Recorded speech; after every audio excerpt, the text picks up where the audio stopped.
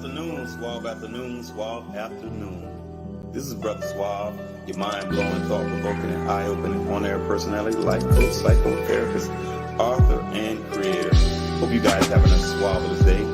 Yeah, and with that, let's commence the pay. Okay, I'm so suavelous, you so suavelous. Together we can fix the trauma that's befallen us. Divine social interactions remains marvelous. Mind-blowing, suavelicious talk, higher consciousness. But think, let not your heart speed trouble, Dr. Brother Suave. Divine light give you double.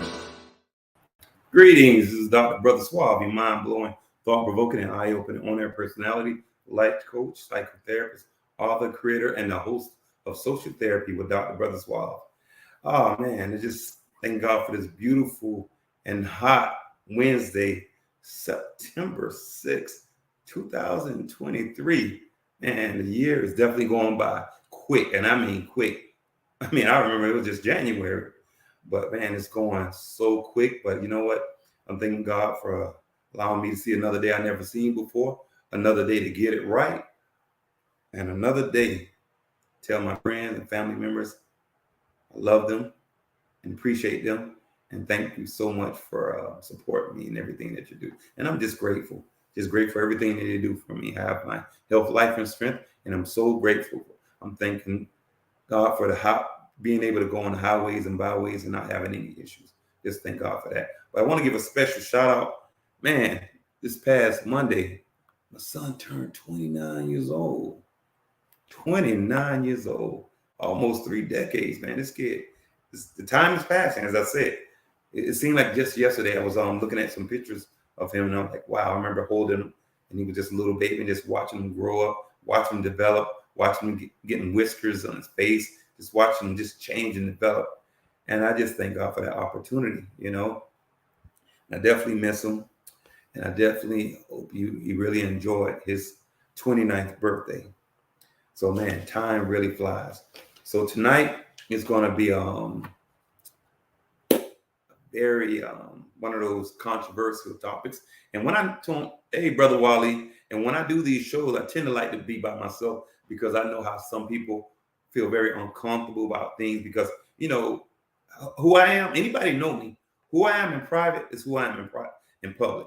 So a lot of people are a certain way in public, but they say different things in private. And this topic, I heard a lot of people, leaders, pastors, people in the community say and give their perspective about today's topic in private, but will not share their things and their perspectives in public. But I understand, and I understand.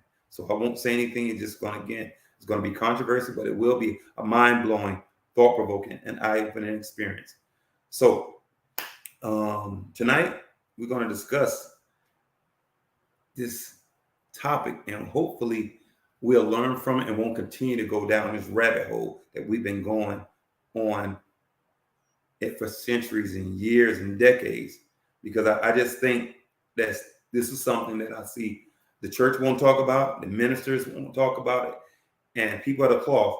And so I just, again, giving this disclaimer, I'm not going on an attack. It's just that I just feel personally these people who have all this influence and the platforms they have should be talking about these things. So again, it's not an attack. I just think that we as a collective are continuing to go down this rabbit hole. So in life, we're going to make mistakes. We're going to make poor decisions.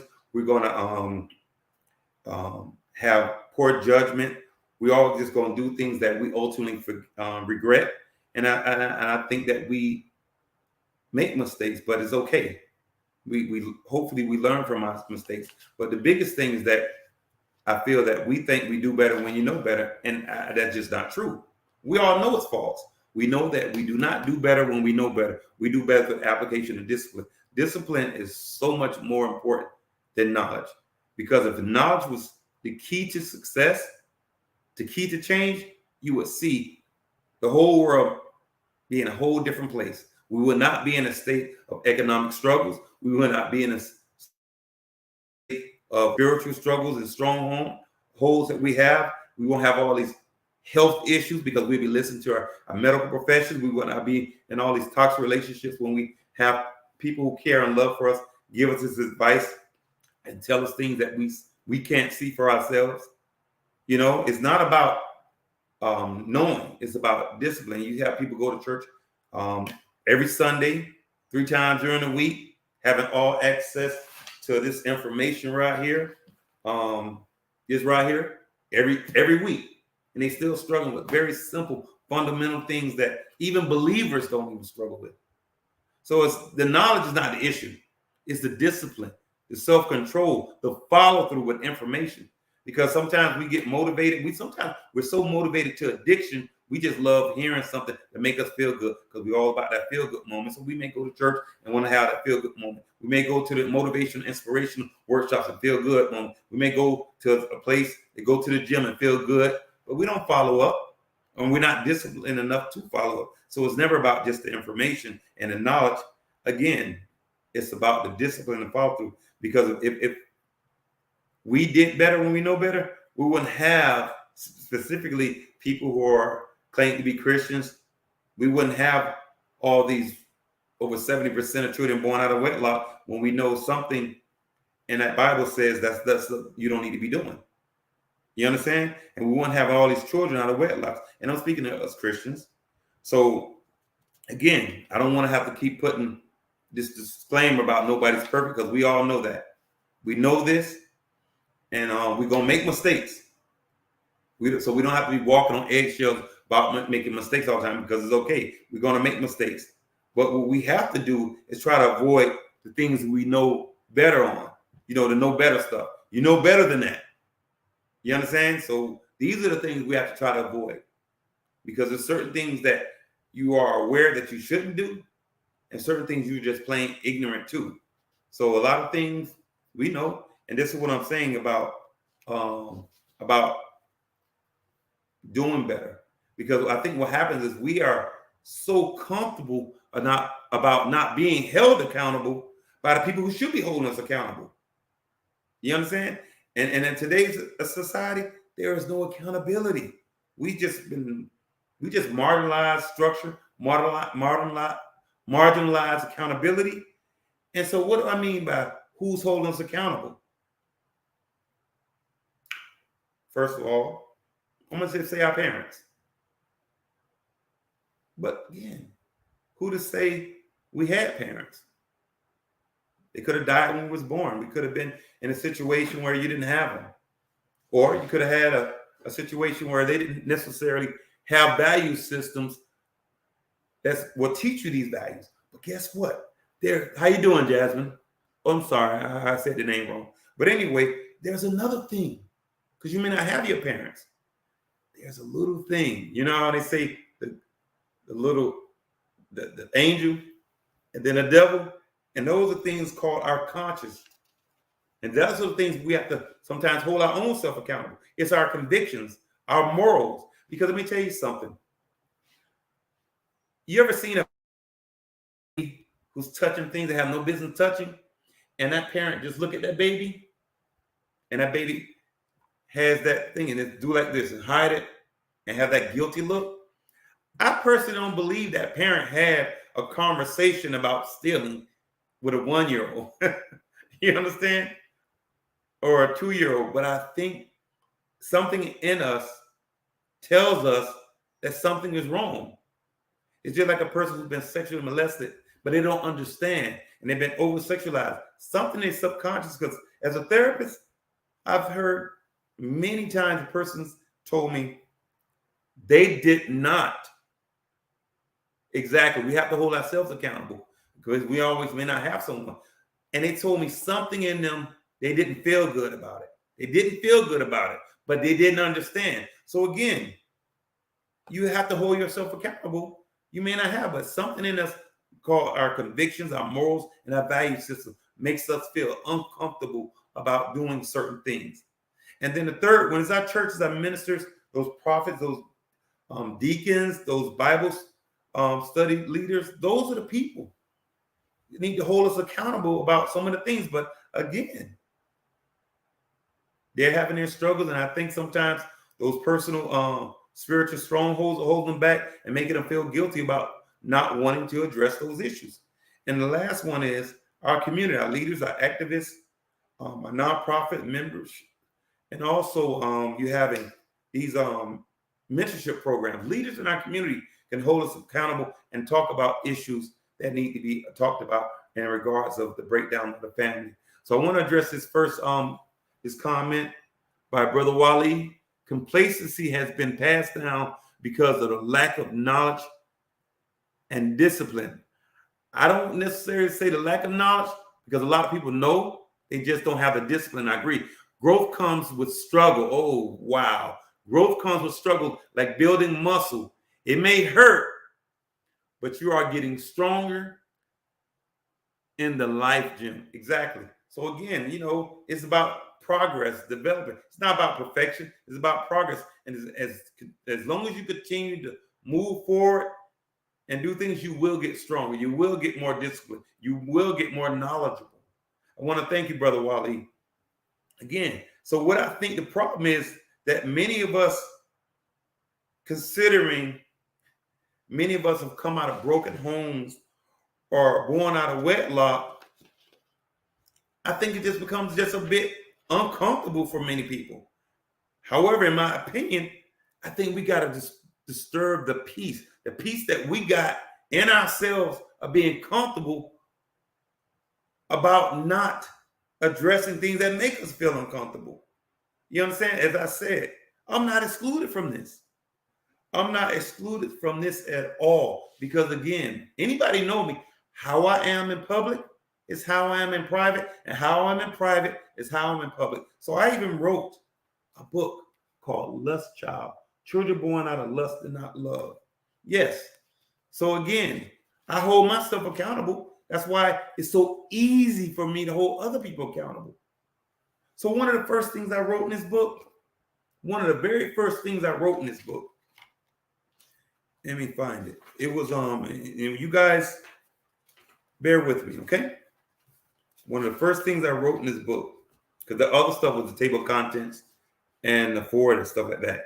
So this was saying exactly 1 year after my voice and leaving family court, I was in family court again, but this time for child support. How ironic is that?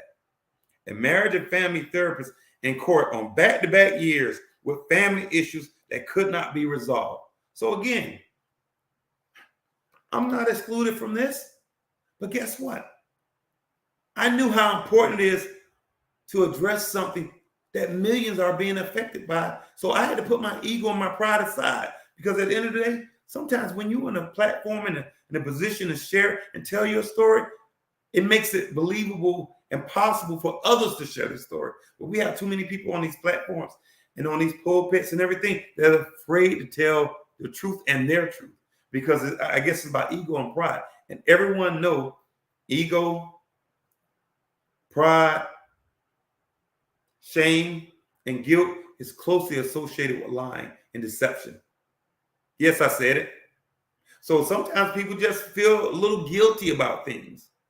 They feel a little shame about things. They feel a little embarrassed about things. But guess what? It's okay. It's all good. You have to be able to be transparent, because again, I say transparency equates to empowerment. You understand? So we all have our stories. We all have our situations, our mistakes, our moments that we feel embarrassed and we have not necessarily been proud of. However, there's time we got to put that ego and pride aside and advocate for righteousness. We got to advocate for righteousness. Okay, genius, there you go. Let me tell you something. That brother there, I'm not going to go unless he gives me authorization. But man, we have some stories. I have some stories. And he was one of the accountability partners when I was going through my struggles. And he was the one that, helped me through it. And I love you. We talked about a lot of things because we was going through some things. A lot of us have our struggles, and a lot of times we are afraid to talk about things because people are so judgmental. But again, I don't care about anything what other people have to say about things, because you're only free when you stop worrying about what people think. Because if I was worrying about what people say, worrying about what families say, worrying about what friends say, a lot of these controversial topics that I have on Social Therapy with Dr. Brother Suave, these things would not be talked about. They will not be titled, especially these topics. They will not be talked about. There will be some things a little less controversial, a little softer, a little more gentler, But again, this is who I am, and I believe in empowering others and being the voice of those who would not speak. But again, I feel comfortable saying the things that many people are thinking. They just don't have the strength to say it. So again, we get ourselves involved in things that we're not necessarily proud of, but we have to be able to be straightforward and transparent. However, there comes a time again, we have to put that pride aside and stand in the paint for righteousness and be transparent about the things that affects and can change the lives of millions. See, I know many of us are in positions that we feel that our position may be compromised if we told our truth. But again, when I talk about ministers, men and women of the cloth, are you about saving souls, about making money? Are you about being truthful, transparent, and power, and changing lives, breaking generational curses? Are you worrying about membership? Well, I tell you what, there's a few. If you do your job to bless others and empower others, I believe God will be happy. Because the reality is everybody's not going to make it through those pearly gates. That's just a reality. So pastors, ministers, and men and women of God, it's time, again, put that pride aside and focus on breaking these generational curses and empowering our people that have been plagued for decades with these generational curses, because it's about that time. So we got to fight against those strongholds of pride, because it's been hindering us from addressing all these children born out of wedlock and continuing the continuation of generational curses. So if you're in a position to empower people, let's do it.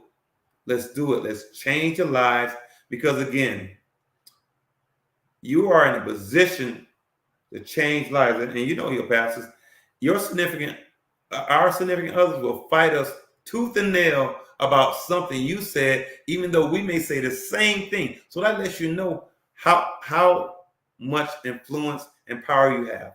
Can you put that back on? I want to address that issue. But we have to realize how much influence that you have. So I think you need to do your due diligence. Pastors are talking about these issues. So Brother Wally, I feel the same way, brother. We must still get out the message, regardless of those who may take it personal. They take personal with it. Pain-free information. Truth heals, not hurt. Exactly. Yeah, the truth, it heals. People say the truth hurt, but it heals. I think it only hurt when you don't want to move towards the healing process. That's how I feel. And thank you for that. Again, I'm happy about this insight and this participation. We have Genius Beats. It said this is why you have this platform, for the purpose of enlightening those who need it. It's tell our truth, my brother. Appreciate that, brother Beats, man. Again, anybody know me? I have been a troublemaker, a peace disturber for years. I did it in my law enforcement career. I did it in my educational career. I've done it as a student. I've done it as an educator. I've done it as a family member. I've done it as a son. I've done it as a cousin. I've done it as a husband, a boyfriend, a father. I'm just going to say it because I'm never going to let people have a false sense of security about things that we need to do and about having convictions. People can say whatever they want about me. The reality is, when they sit and think about it, it may make them feel uncomfortable, but it's definitely something that needs to be told. I used to always say, I'm a flu shot. It may hurt, it's painful, but it's in your best interest. Okay? So again, if you're in that position to influence others, pastors, do what you got to do. It may be feel uncomfortable, like they say, they said about me. Hey, be that truth teller, disturb the peace. You may lose some members, but if conviction is in them, they'll come back and thank you for the message. They will thank you for the message. They will thank you for for telling them what they need to be, what they need to hear. So use your platform. Use your platform to preach that gospel and tell them, because you got a lot of training. Listen, I went to seminary, and a lot of stuff. I remember a lot of stuff I don't. But again, it's a lot of stuff we learn. But when we get in those church, we honor what they tell us, and it's almost like we have the puppet masters and the boards telling us what we can and cannot say.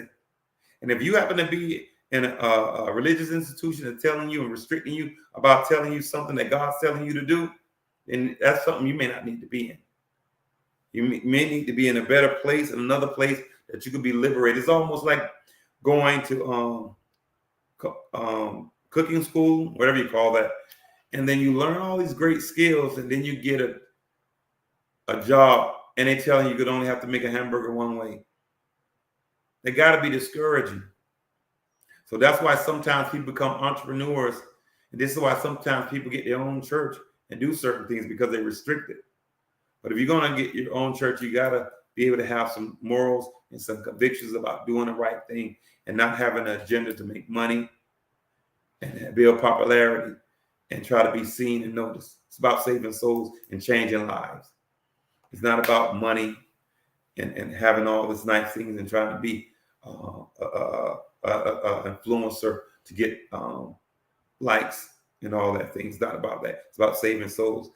And so, again, you have to be mindful of these things. You have to be mindful. So let's fight through that guilt. Be strong in your convictions and do what you have to do. And we have to, again, fight this, because we have entirely too many children, lost child, being born. And maybe, I'm not saying, but maybe you're a pastor. You may be a lost child yourself, and you're struggling with guilt because you may feel uncomfortable talking about something that you feel that you're not worthy. And you may have those feelings because you may be a lost child. But listen, it doesn't matter. You're doing the work of God. You're moving forward, and you repent. And you have to be mindful, because God is in control. And he's the only one that can judge you. So don't worry about that. Don't let that shame and guilt stop you from doing what you need to do to save lives and bring some awareness to the masses.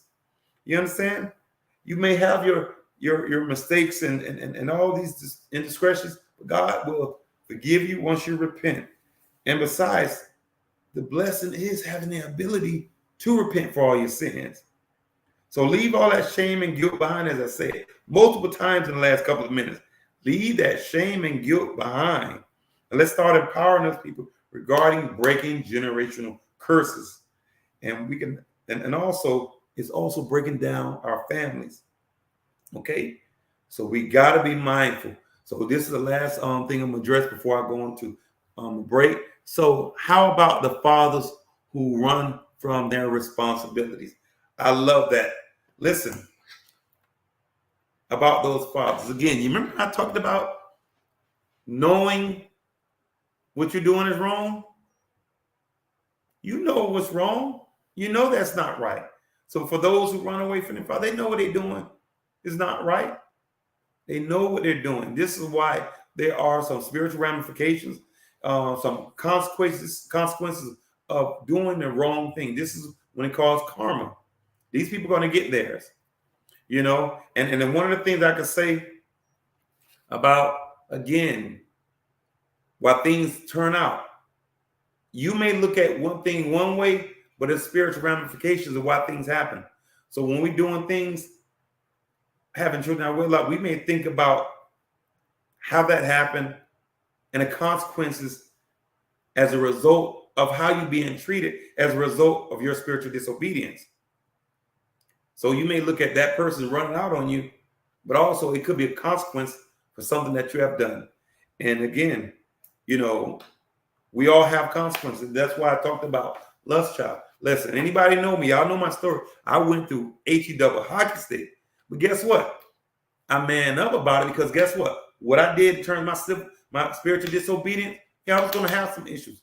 I was going to have some child support. I was going to have some struggles. I was going to have some emotional ups and downs. I was going to have some issues with my son's mother. But it wasn't about her. It was about me knowing what I shouldn't have done. And it was about me doing something I know I shouldn't have done, but because I didn't have the discipline and because I got what I deserved as a result of my spiritual disobedience. So sometimes you have to take ownership and accountability and stop always blaming others. So what we're going to do is go into station identification, and we'll be back for social therapy with Dr. Brother Suave. Suave afternoon, Suave afternoon, Suave afternoon. This is Brother Suave, your mind-blowing, thought-provoking, and eye-opening on-air personality, life coach, psychotherapist, author, and creator. So it is so many benefits to being proactive. I remember during the recession, I would hear people saying, listen, I need a job. And they wouldn't hire people who need it. And they hired a person who had a job and they applied for another job as opposed to I don't have a job. And that's time to look for a job is when you already have one. Yes. And again, Brother Frederick was saying this, I try not to get so caught up on religious philosophy and how spiritual are, but a foundation is so important because it gives you some morals and values, no matter if you're Muslim, a Catholic, or a Jehovah's Witness, or a Christian, or a Baptist, or whatever. You have to have respect. You can't do that. You can't do that stuff. And so we teach them emotional intelligence, teach them how to think about things before they react. Can't be impulsive. These are some of the learned behaviors as you listen. Just remember, great minds reach great places. I love you. I mean it. Bye-bye.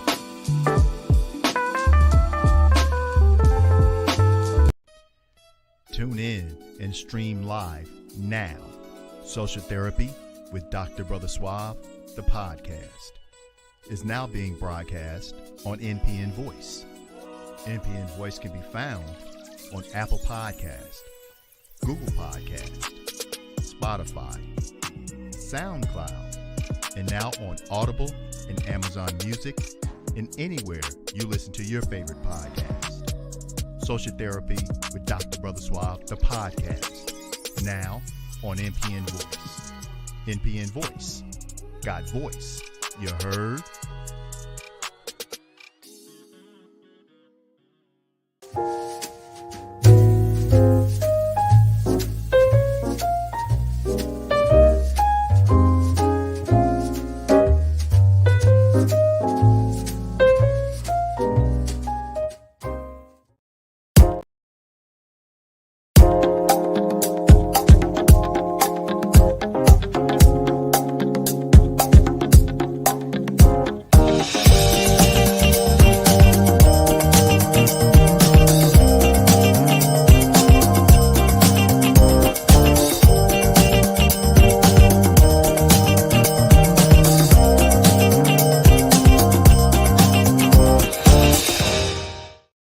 Back to social therapy with Dr. Brother Suave.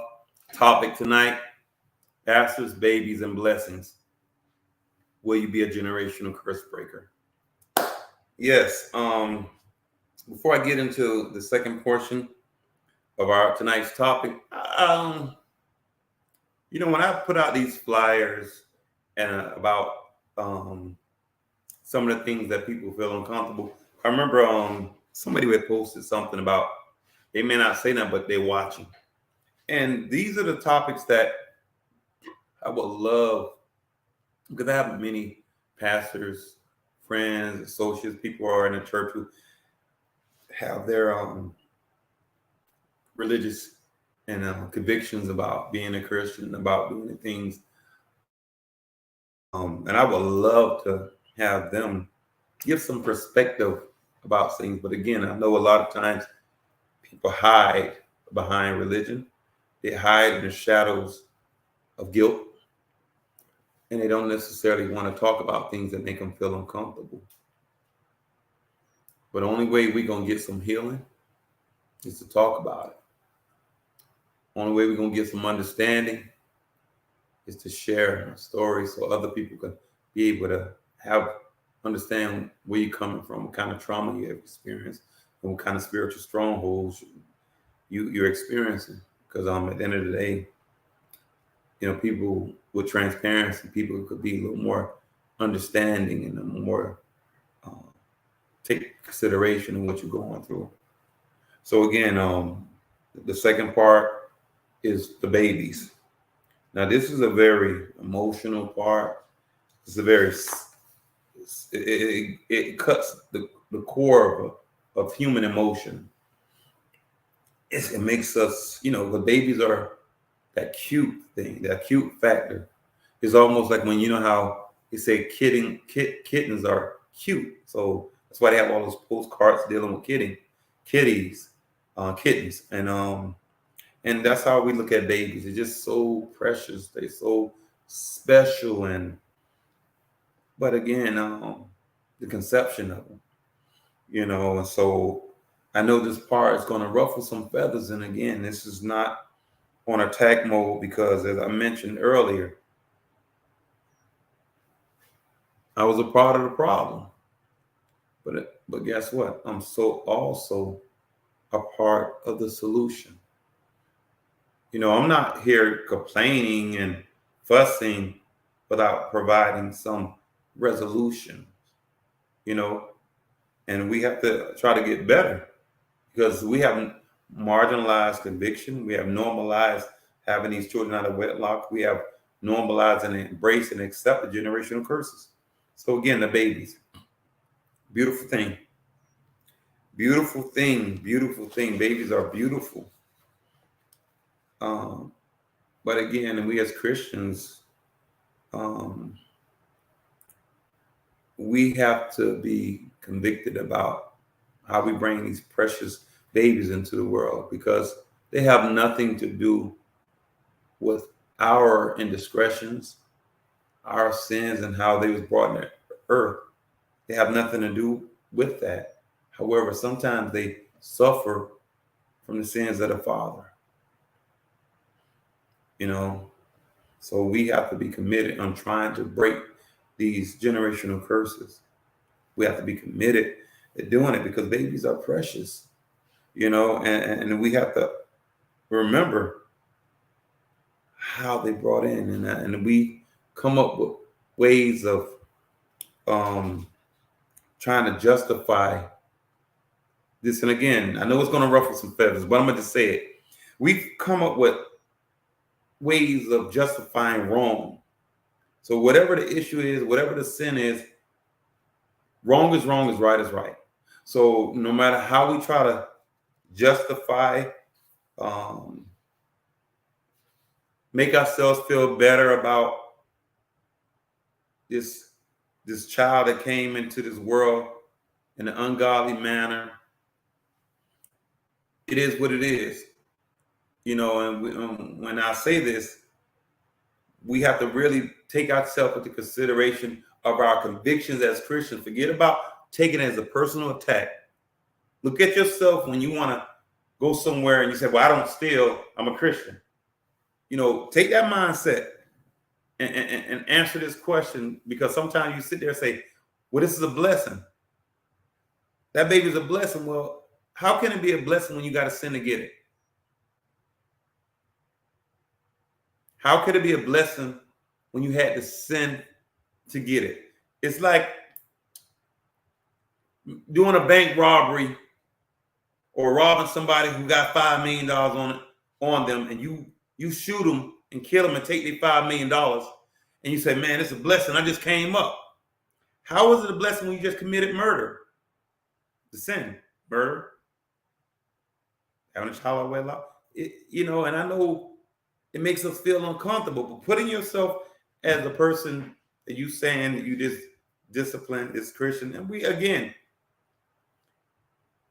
I'm sorry for that disclaimer, but again, it's not about being perfect. We are not perfect. But what I'm saying is we have to start thinking about some of the things we say, and we just try to justify everything.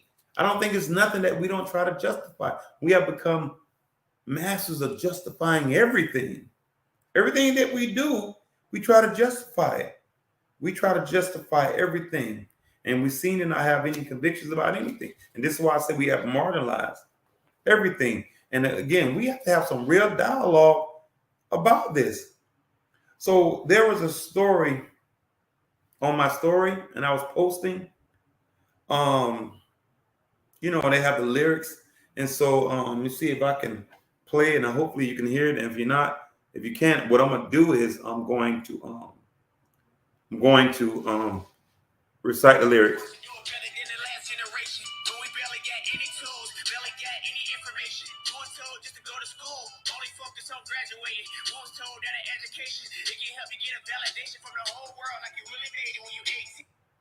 And I'm gonna play it once more.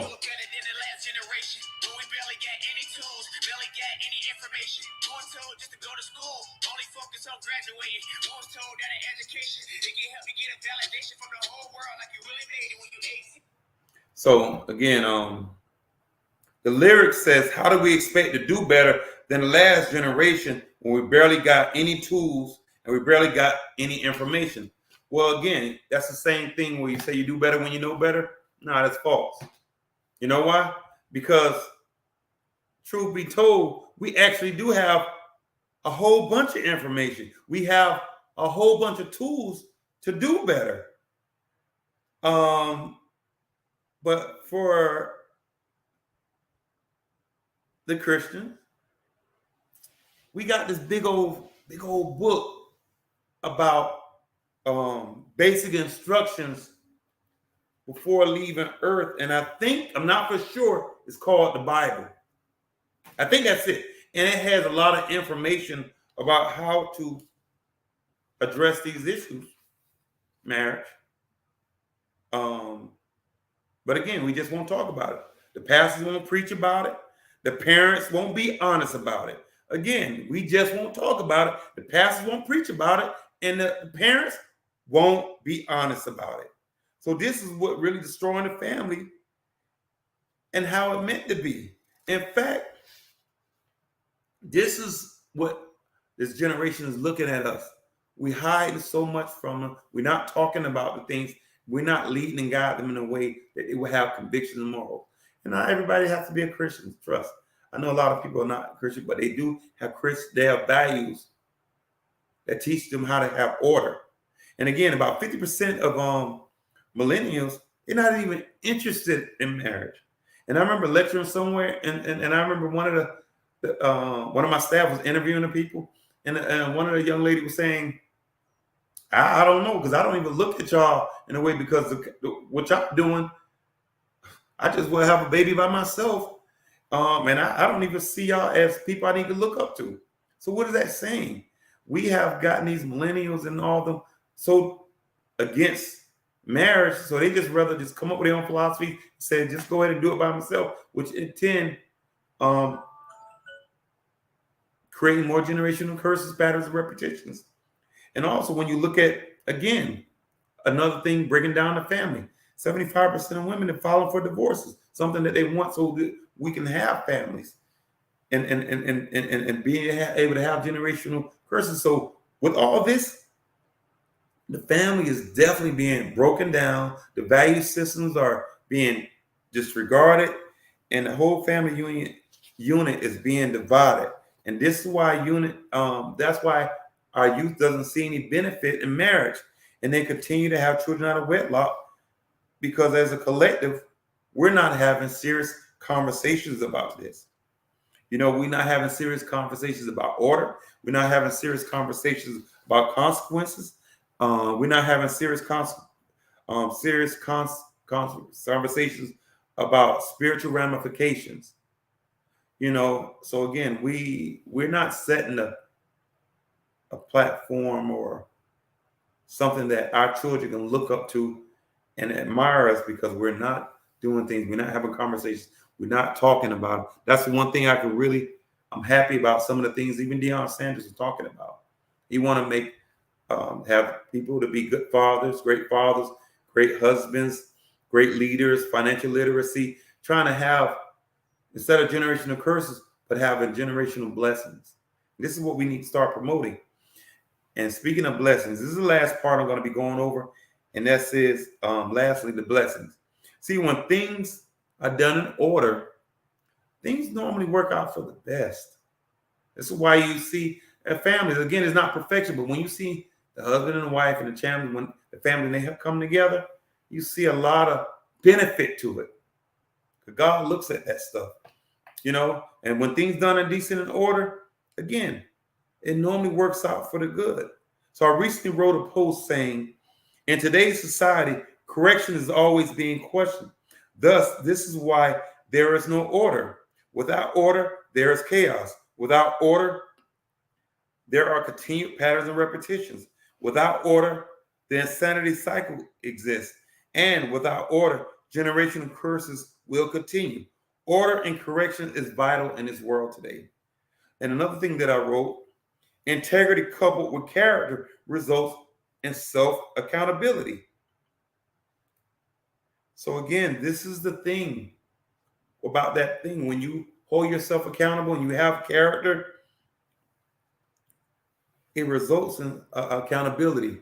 Let me see what this brother was saying. Excuse me. Brother Wally, it says, the church should speak about debauchery that started in the Roman Catholic Church. This breeds poisonous solid. For the behavior and continues in the house. Yes. And again, we don't talk about it. And we all know Roman Catholic Church, this is where we get a lot of our information regarding the Bible and any religious philosophies. That's the basis of a lot of stuff we learn. It said this goes across all religious facts. Yes, because that's the basis of everything. And again, this is what I'm talking about. They won't talk about it because we all feeling very uncomfortable. We feel uncomfortable about talking about it. And this is, again, why we continue to have these generational curses. So order is to our benefit. Structure is to our benefit. And without order, there is chaos, as I said. There is a purpose for this order. It's a purpose for God's order. Anyone who knows me, I struggle with sometimes respecting some of these laws of the land. But I say this to say this. Regarding marriage and children and legacy and blessings, there are many issues with when it comes to children born out of wedlock as a result of not doing things in order, such as issues with DNA, legitimizing our children, being ostracized by family members. Listen, nobody will say, but when people in private talking to one-on-one with other family members, they're going to say some little disheartening things about that child. They may say, again, people are performers. They are liars. They'll say the good things when everybody's around, but in private, they'll say that little such and such, such, such. There you go. I know that mama was a trick and this and that, and they'll say little nasty, foul things.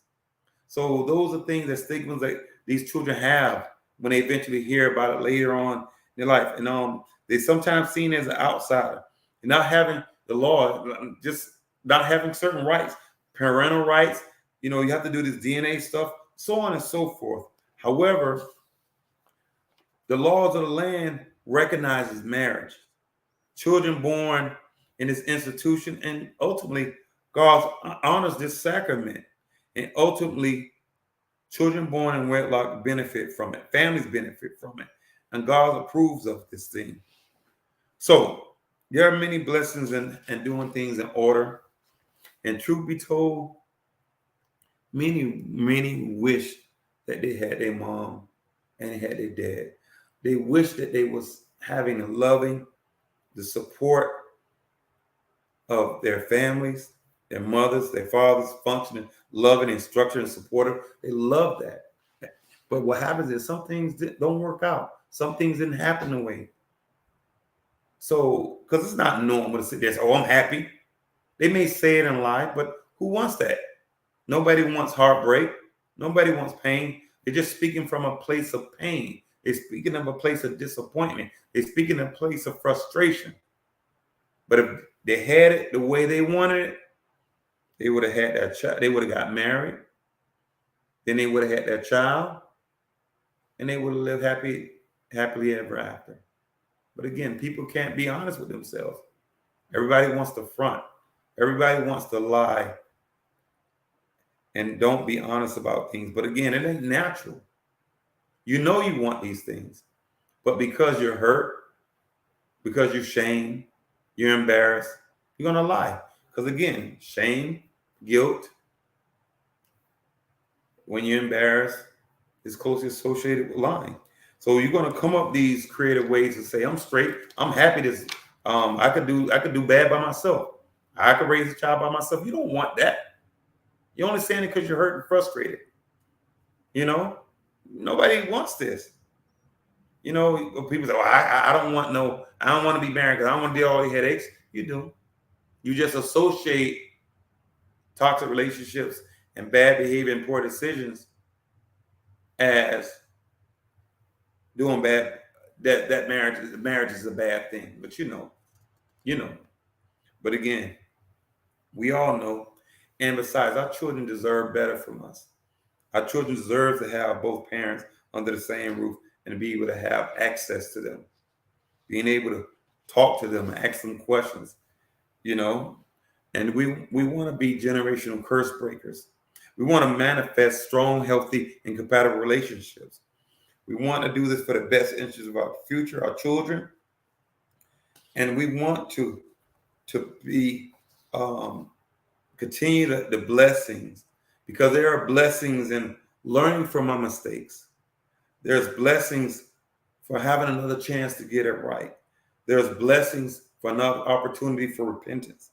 And it's blessings to be able to break generational curses and create generational blessings. I hope that you learned something from this. I hope that you'll be able to tell your friends and family about it. You can watch it over on the rebroadcast. You can go to YouTube, Social Therapy with Dr. Brother Suave. Listen, if you enjoyed it, if you want to support, you can cash app at $SuaveRWalker.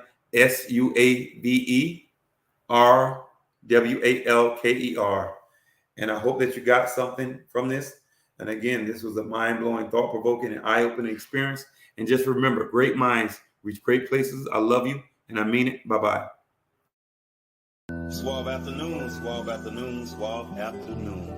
This is Brother Suave, your mind-blowing, thought-provoking, and eye-opening on-air personality, life coach, psychotherapist, author, and creator. So it is so many benefits to being proactive. I remember during the recession, you know, I would hear people saying, listen, I need a job. And they wouldn't hire people who need it. And they hired a person who had a job and they applied for another job as opposed to I don't have a job. That's time to look for a job is when you already have one. Yes. And again, Brother Frederick was saying this, I try not to get so caught up on religious philosophy and how spiritual are, but a foundation is so important because it gives you some morals and values, no matter if you're Muslim, a Catholic, or a Jehovah's Witness, or a Christian, or a Baptist, or whatever. You have to have respect. You can't do that. You can't do that stuff. You know, and so we teach them emotional intelligence, teach them how to think about things before they react. Can't be impulsive. These are some of the learned behaviors as young. And just remember, great minds reach great places. I love you. I mean it. Bye-bye.